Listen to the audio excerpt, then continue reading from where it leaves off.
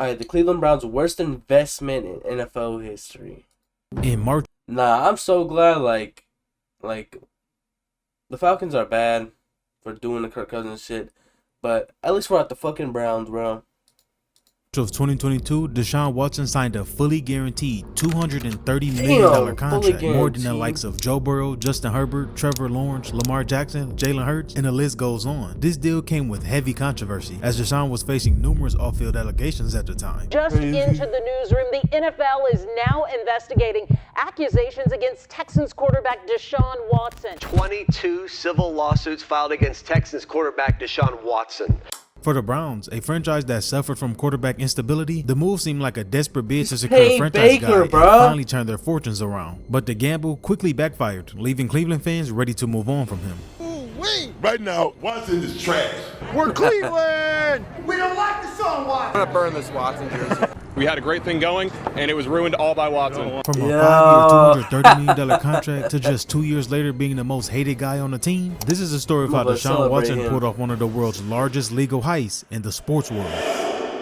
We must start with answering the question, why did the Browns decide to move on from Baker Mayfield in the first place? Their decision wasn't made overnight. It was a combination throughout the years of hope, heartbreak, and ultimately the realization that Baker might not be the guy to lead them to the promised land. To understand why the Browns took the biggest gamble in NFL history on Deshaun, we must quickly examine the roller coaster ride that was Baker Mayfield's time in Cleveland. When the Browns drafted Baker with the first overall pick in 2018, I think it was Shannon Sharp and Ocho talking about the Myles Garrett situation. It was like, oh, I don't know how many quarterbacks the Browns went through since drafting him in 2016, which I think it was 2016, right, when Myles Garrett got drafted number 1. So I did my little research. Baker was like the starter for like 3 years, from like I think 2017 and 2019 or something. I don't remember what the years were, but I counted them all the different quarterbacks, bro. It was 17 different quarterbacks. That is fucking wild, bro. It felt like a turning point for the franchise that had been the laughingstock for the league for decades. The Cleveland Browns select Baker Mayfield. Oh, that's, yeah.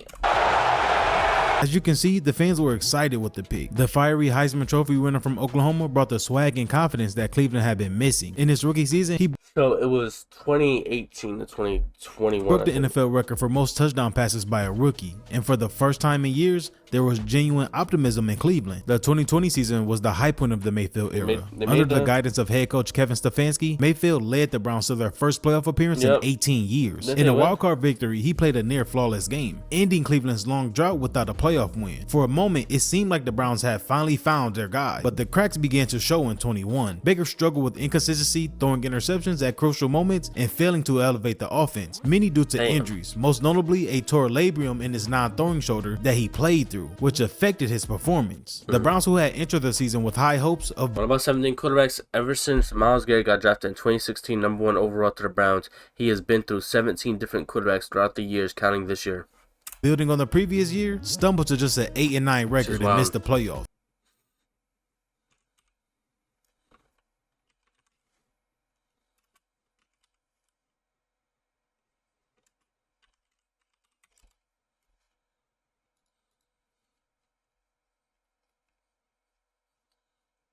One, 2, 3, 4, 5, 6, 7,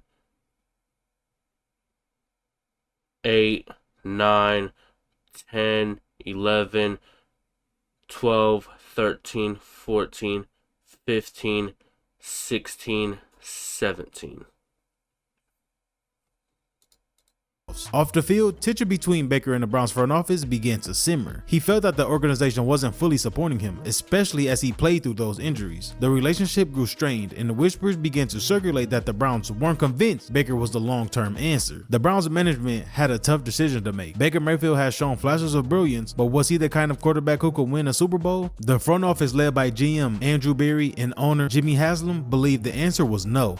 You're not that guy, pal. Trust me. You're not that guy. They were tired of mediocrity, tired of being a team that could make the playoffs but couldn't compete for championships. They wanted an elite quarterback, a game changer who could take them to the next level. And that's where Deshaun entered the picture. A 4-year vet and 3-time Pro Bowler with the Texans, was one of the most talented quarterbacks in the league at the time. Watson wasn't just another quarterback, he was a phenomenon, a player whose combination of raw talent, poise, and playmaking ability made him one of the most exciting young quarterbacks in the NFL. After an amazing career at Clemson, where he led the Tigers to a national championship in 2016, Deshaun entered the NFL with high expectations, and he quickly proved his worth, guiding the Texans to consecutive division titles in 2018 and 2019, where he had already thrown for 9,700 yards, 71 touchdowns, and 29 interceptions by then. But it was his breakout season in 2020 that took him to new heights, even as his team struggled. Despite the Texans finishing with a disappointing 4-12 record, Watson led the league with passing yards, throwing for 4,800 yards to go along with a career-high 33 touchdowns to only 7 interceptions. But it wasn't just the numbers that made him special, it was how he did it.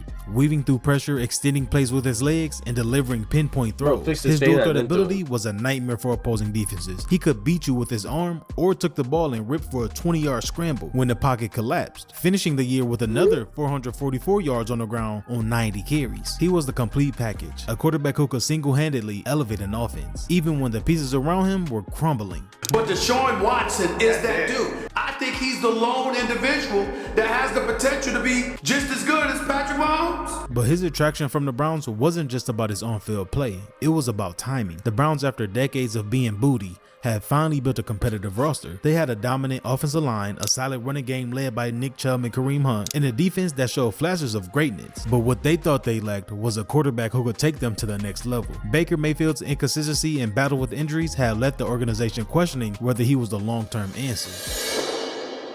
However, after just 1 year of signing, bro, like the Browns traded for like Juice and fucking Odell, but still, bro, like they should. Bro, I don't know, bro. Even a playoff one was surprising to me. His biggest contract with the Texans that brought him to tears, everything went downhill. It began in January of 2021 when Deshaun reached a breaking point with the organization, frustrated by what he saw as a series of poor front office decisions and a lack of direction, which led him to request a trade. What do you think of Deshaun Watson officially saying that he wants out and putting it on the record? I think it's long overdue. The relationship between the star quarterback and the Texans, once filled with promise, has soured beyond repair. Deshaun felt betrayed by the team's handling of personnel moves, including the controversial trade of his favorite target, D-Hop, and the hiring of head coach David Culley, a decision made without his input. For Watson, it wasn't just about football, it was about respect, trust, and the control over his career. His trade request sent shockwaves through the league as teams began lining up for a chance to acquire one of the most dynamic quarterbacks in the game. Actually, the Texans might come out of this okay. On the one hand, they look awful. Because how do you blow it with Deshaun Watson? Everyone knows that's on you. That ain't on Deshaun Watson. But just as his future seemed poised for a fresh start, the narrative took a dark and unexpected turn. The Texans quarterback Deshaun Watson facing allegations of sexual misconduct and harassment. Just into the newsroom, the NFL is now investigating accusations against Texans quarterback Deshaun Watson. All filed by women who accuse Watson of lewd, inappropriate the thing is, bro, even after the lawsuits, they still traded for him. Conduct during personal massages. The Deshaun shit was like, what, 2 first-round picks? Fuck, let me look it up. I'm not even gonna act like I know, bro. I'm trying to guess.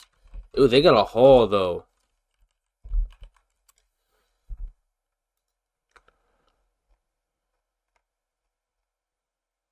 Damn! It was 3 first-round picks. 2 fourths and a third. Damn, bro. Damn. What'd they get from these? Yeah, wasn't Tank that one of them? Or no, it was Kate Stover. Yup. Remember that. They used it to get Stephon. Tank Dell. Yup. Yup, Will Anderson. Yup, something like that. Yup. Swear to God, I think I was praying to the Sean video, bro. Oh, okay. 3 firsts. Yep. Crazy. How'd you just have this ready? You have a star quarterback who is physically and financially powerful. Bro, that's what the trade was. Versus single moms who work for themselves, mostly from home. Months after his trade request, allegations of misconduct began to surface. The allegations were devastating, not just for Watson's reputation, but for his trade value. Teams that had been eager to acquire him now hesitated. But it was the timing of the allegations that raised eyebrows, with some speculating that the Texans organization itself may have had a hand in leaking the information to sabotage Watson's trade value. Because if you think about it, he just signed a 4-year contract extension worth 160 M's in 2020, so they were not trying to let him go. Conspiracy theories began to swirl, fueled by the bitter divorce. Okay, so they was going for the, hey, let's leak the information and you're gonna be stuck in Houston for a while. Okay. Between the quarterback and the franchise. Did the Texans, feeling backdoored by Deshaun's public trade request, orchestrate the leak to punish him and diminish his? What do you mean by that? Lol, I was curious on if you have any massage therapist here as on your recommend. How messages? Yeah. Would you like a boy or girl? Girl. And do you teach yoga? Yes, I do. And that's more Swedish and relaxation. What's Finnish yoga? It's more like yoga and Pilates.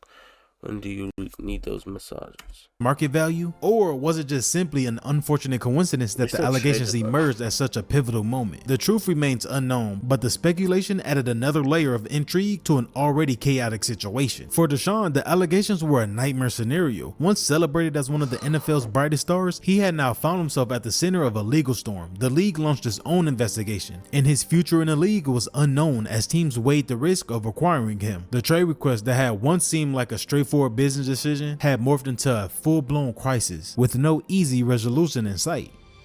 Those hairlines cook, bro. 2021 season was supposed to be another chapter in Deshaun's rise to stardom. Instead, it became a year of silence, uncertainty, and legal battle. Yeah, bro never said anything about the allegations ever, bro. Shit's wild. What team won? Yo. Yeah, these three key pieces right here on the offense fucking thriving, bro.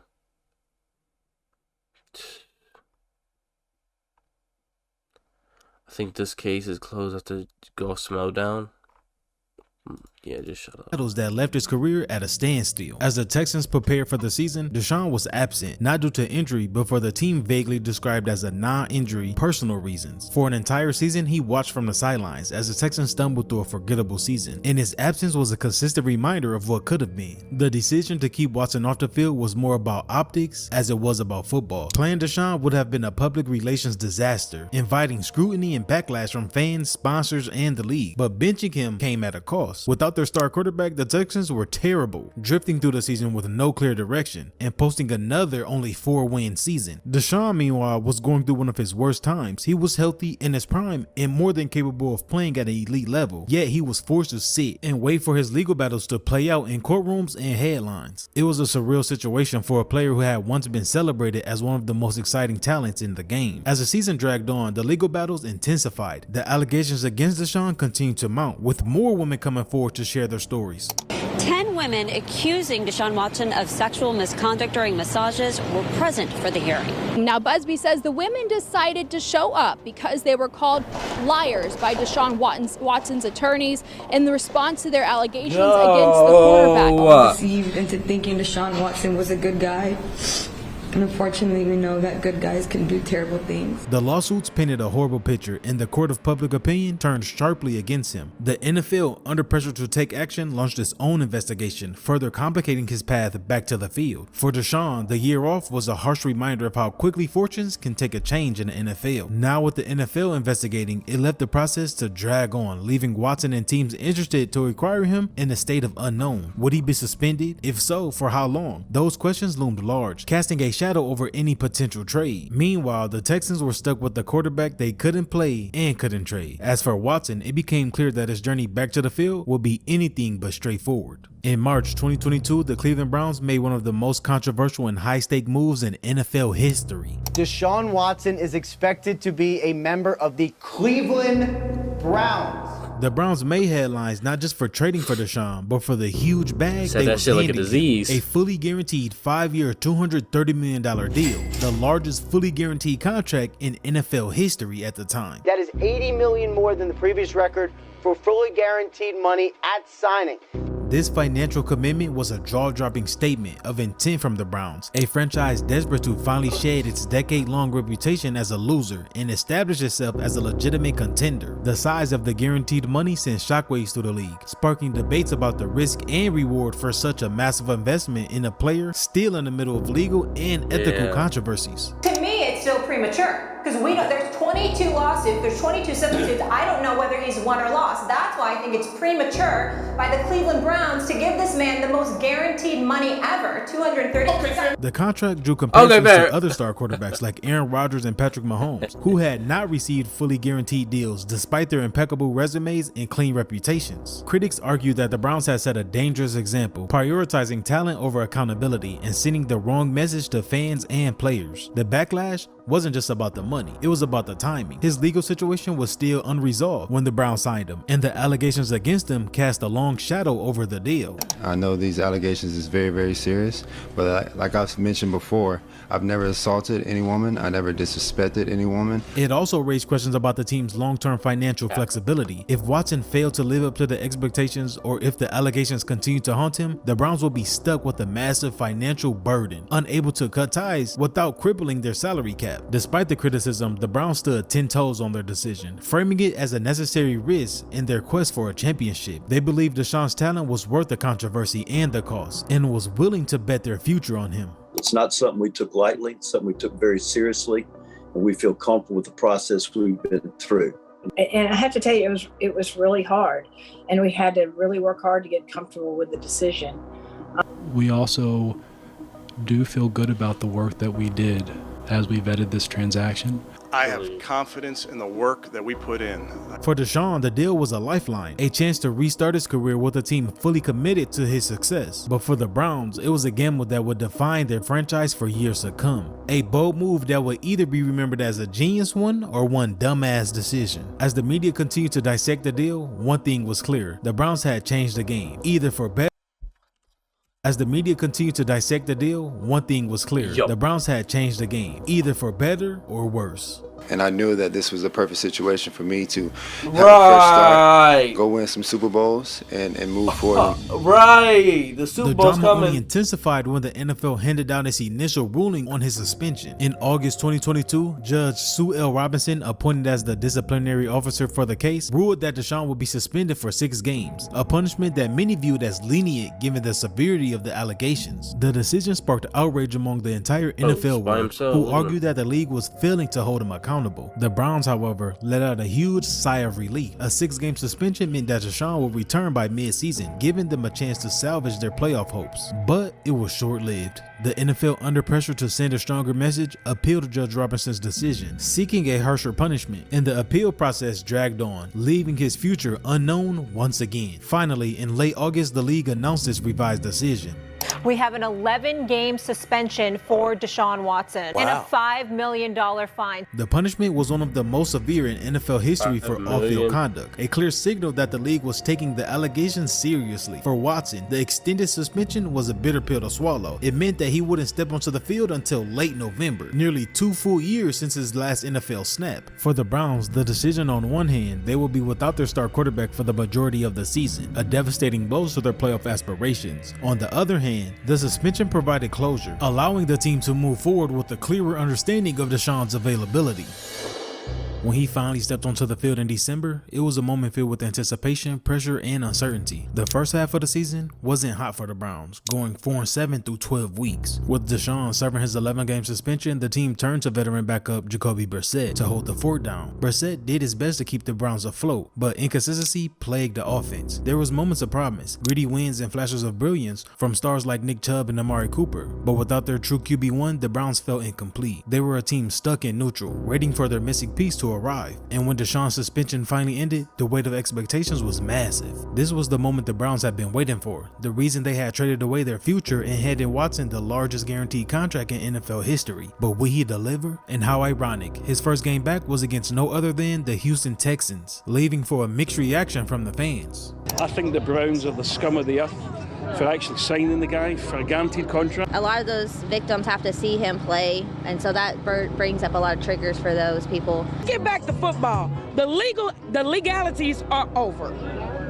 The stage was set for a dramatic comeback story, but reality proved far messier. After nearly 2 years away from the game, Deshaun looked rusty. His timing was off and rhythm disrupted. The playmaker who had once torched the defense with his arm and legs was not there. He completed just 12 of 22 passes for 131 yards, throwing an interception and failing to score a touchdown, but was carried by defensive and special team scores in a 27-14 win. As the remainder of the season came to an end, his performance remained uneven. In 6 games, in which he won 3, he threw for 1,100 yards, 7 touchdowns, and 5 interceptions, posting a passer rating of just 79.1. The Browns, who had went into the season with playoff hopes, finished the season with a mediocre 7-10 record. For fans, it was a frustrating end to a season that had begun with so much promise. The Browns had gambled everything on Deshaun, and in his first few games, the payoff was nowhere to be found. The 23 season was supposed to be the year he silenced the haters and proved that he was worth the $230 million.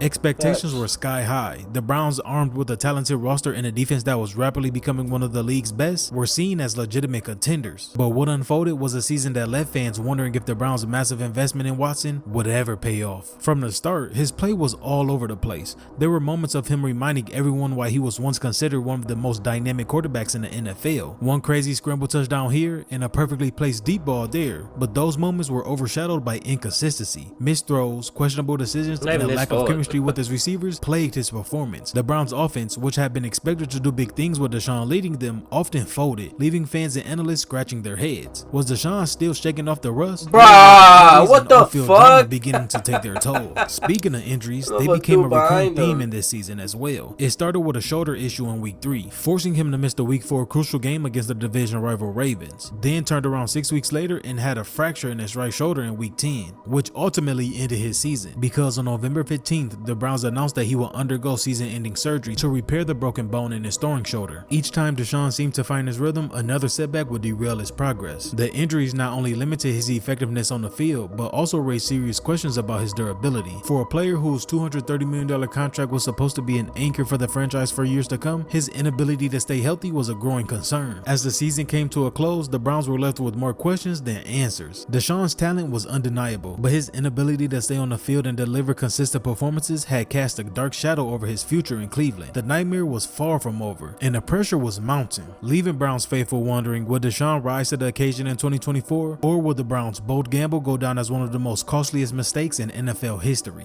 We won a Super Bowl ring in Cleveland. If he could bring that here, that'd be great. Before I die, I just want to see that one time. He's not terrible, but he's not, great.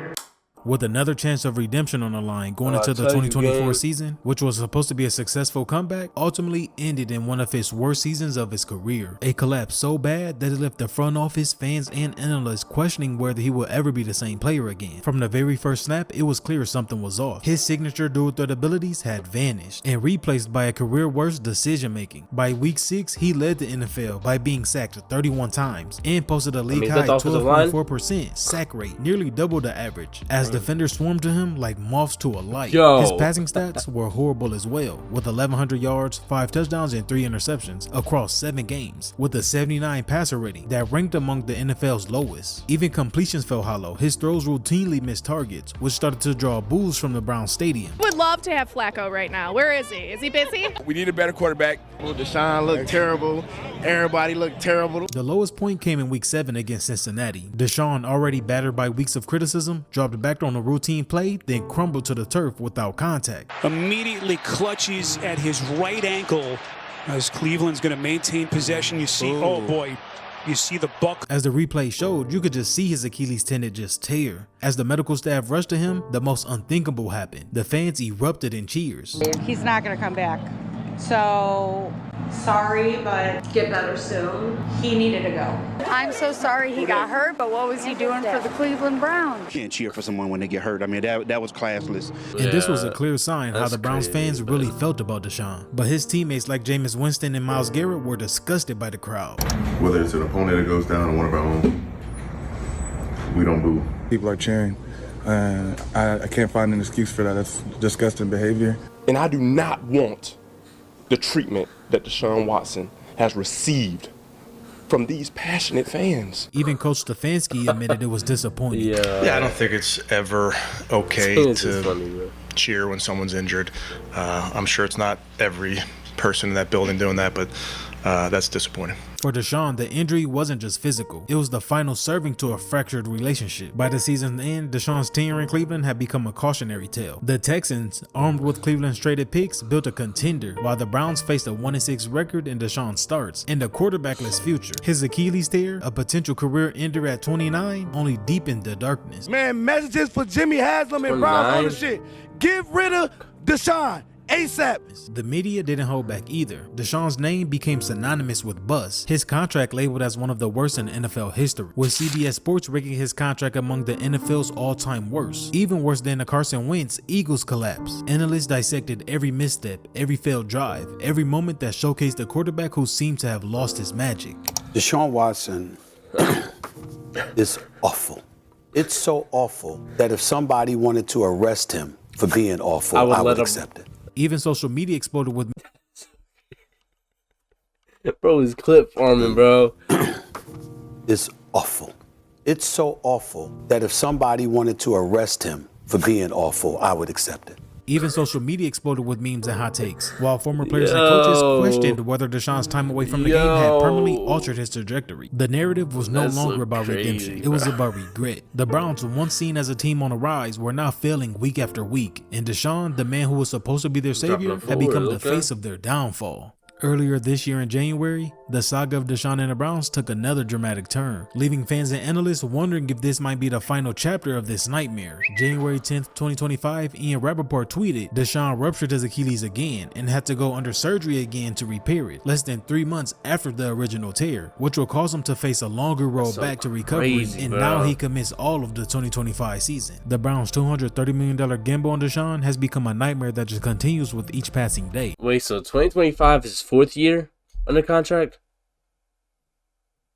Wait, no. Because he missed the 11 games the first year. He played healthy last year. Wait, no, this season. Wait, no. Yeah, yo. So he had 11 games suspension. He played the full season in 2022. 2023. Wait. No. Okay. I got this. 2022 season. He got suspended 11 games. 2023, he played the entire season, was trash. And then 2024, he tore his Achilles. And then this year, he's about to miss. It's going to be his 4th year, bro. His contract ends in 2028? What does that mean? Okay, it's going to be the 2025-2026 season, 2026, 2027. I don't know. Since putting on the orange and brown in 2022, he has played in only 19 out of 57 possible games, with injuries and suspensions derailing what was supposed to be a franchise-altering move. Now with this latest setback, the possibility of him missing all of next season looms large, further complicating the Browns' future and testing the patience of the loyal Dog Pound fans. We do not want him in our city any longer. We had a great thing going, and it was ruined all by Watson. To trade base. Fans frustrated after Myles Garrett announcement. They all blaming fucking him. The entire future of your franchise.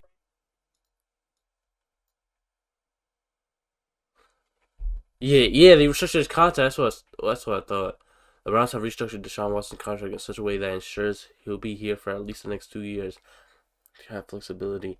Yeah, I was waiting for that because when he brought up like the shit in. The shit with the ruptured Achilles again, I thought that was going to be where they talked about the contract. They said January 20th. Yeah. I mean, shit, that's good. Franchise for a guy that hadn't played in 2 years, has all these, sexual assault allegations. It's just one of the most boneheaded moves in sports history. Cleveland now finds itself between a rock and a hard place, shackled by an aging, injury-prone quarterback and a fully guaranteed contract. The financial burden is staggering. If Deshaun never takes another step for the Browns, the team will have paid him $230 million just for 19 games, a figure that would make the biggest robbery in NFL history. Maybe he needs the whole year off to get his act together so he can get back to being a football player. I agree. A lot of money. I agree. As the Browns front office is faced with this predicament, speculation runs rampant. Will they attempt to trade him, hoping another team sees value where they now see liability? Should they make the bold move and just cut him, and just take the hit of the enormous amount of dead cap space in the process? Or will they once again return to the negotiating table, seeking to restructure his deal in a desperate bid to salvage something from this bad investment? The coming months will be crucial for both Deshaun and the Browns. As he embarks on another rehab process, the team must figure out what they want to do. Maybe potentially take a quarterback with a second overall pick in the upcoming draft as their lifeline. Yeah, if you're like a team that needs a quarterback, what are you paying for Deshaun Watson? I'm not gonna lie, bro. I think the most you can get from him is a 4th round pick, bro. A 3rd round pick pushing it. Browns are instantly hitting that button if they see a 3rd round pick. The Watson era in Cleveland, once looked at as new beginnings for Browns football, now stands at a crossroads, with the possibility it might not end with a bang, but with the quiet finality of a medical report and a salary cap casualty. Yikes. They threw Baker out and now he's bowling. It's literally the Browns, bro. You're the Browns, your career ends, bro. Myles Garrett somehow is fucking... I don't know. Myles Garrett is the star of this generation for the Browns, bro. You got the Joe Thomas from the 2010s, and then for the 2020s, it's Myles Garrett. Wow. Highway robbery for sure. Unfortunate.